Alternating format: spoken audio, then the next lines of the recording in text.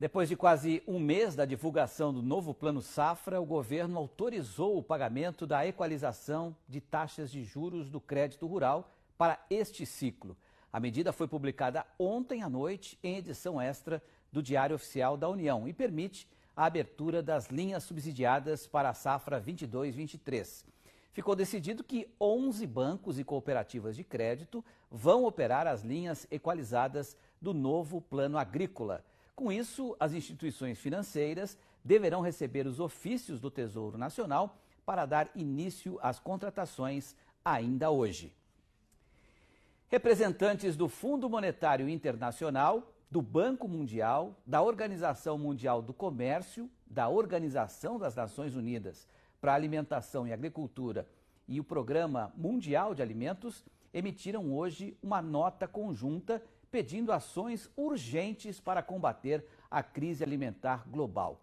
O documento cita a pandemia da Covid-19 e a guerra na Ucrânia como principais fatores do aumento do número de pessoas que sofrem de insegurança alimentar severa no planeta, que já chega a 345 milhões em 82 países. A nota aponta ainda ações necessárias a curto e a longo prazo em 4 áreas principais: apoio imediato às populações vulneráveis, facilitação do comércio e do abastecimento internacional de alimentos, impulsionar a produção e investir em agricultura resiliente ao clima.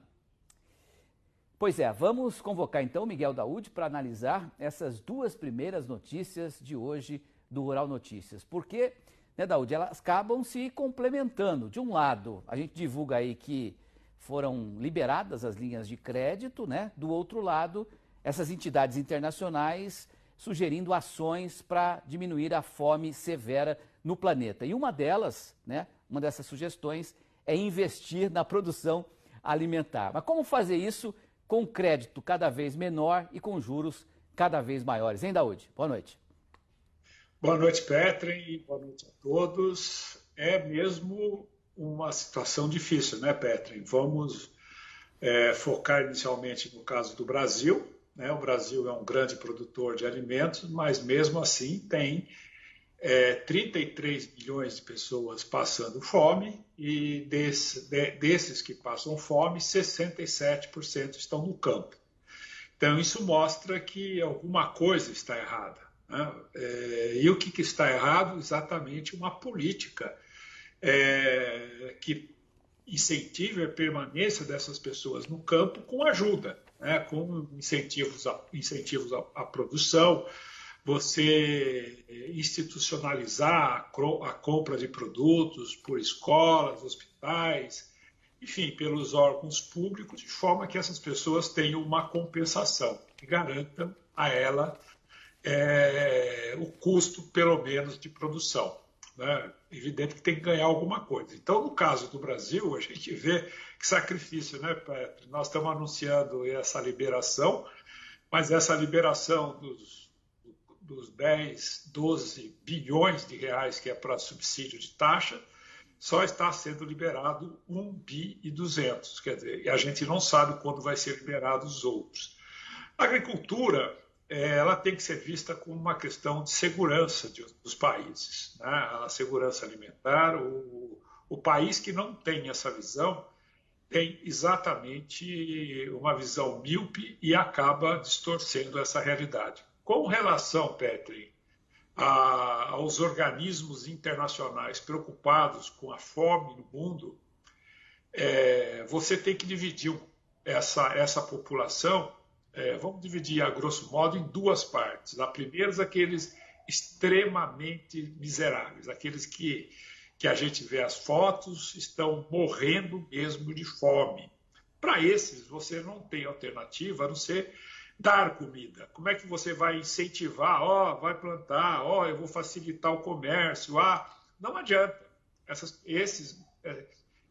pessoas estão vivendo em países, muitas vezes, com conflito interno, né, com guerra, aquela perseguição danada. Então, eu acho que tem que ter uma ação focada nesse público. E a outra, Petri, que é a minha sugestão, a minha visão, está totalmente fora desses 4 pilares aí que esses organismos indicaram. A minha opinião é que você tem que trocar renda via comércio, ou seja, os países ricos têm que dar preferência aos países pobres na comercialização. Ah, mas um país lá não tem o que importar. Não, importa areia, importa folha de coqueiro, importa coco, importa o que for preciso.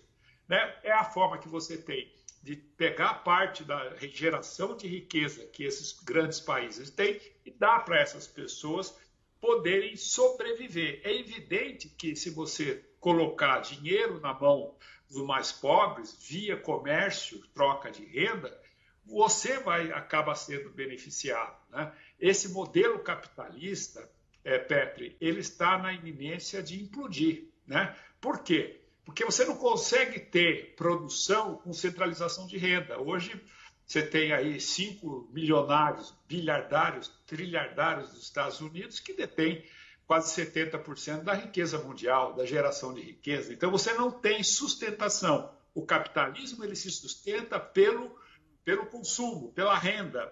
Da forma como nós estamos indo, está prevalecendo a ganância, né, do ser humano, onde ele individualmente ou coletivamente ele se fecha em torno de tentar centralizar a sua riqueza e ser cada vez mais rico. O mundo precisa mudar. Se não mudar esse mecanismo que nós temos hoje, ele não se sustenta, porque você precisa de consumo.